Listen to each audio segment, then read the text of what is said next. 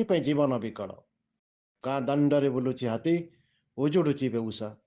नष्ट होउची धन जीवन हाथीर पाद पड़े शह शह एकर चाष जमी नष्ट होउची बाड़ी पशिले खाई जाउछन्ति अमल हेबाकु थिबा पनीपरिबा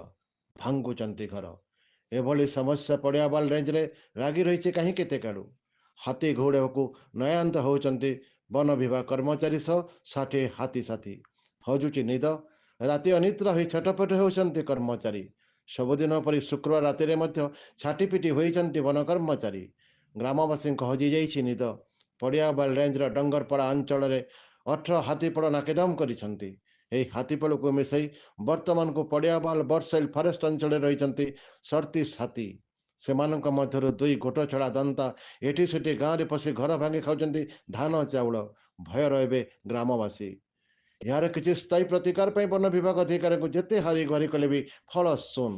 ହାତୀ ଘୋଡ଼େଇବା ନାମରେ ସରୁଛି ସିନା କୋଟି କୋଟି ଟଙ୍କା କିନ୍ତୁ ଗାଁ ଦାଣ୍ଡରେ ହାତୀ ମାତିବା ବନ୍ଦ ହେଉନି ଧାନ ରୁଆ ବେଉସା ସମୟରେ ହାତୀପଳର ବିତ୍ପାତ ଚାଷୀ କୂଳ ପାରୁନାହାନ୍ତି ଥୟ ଧରି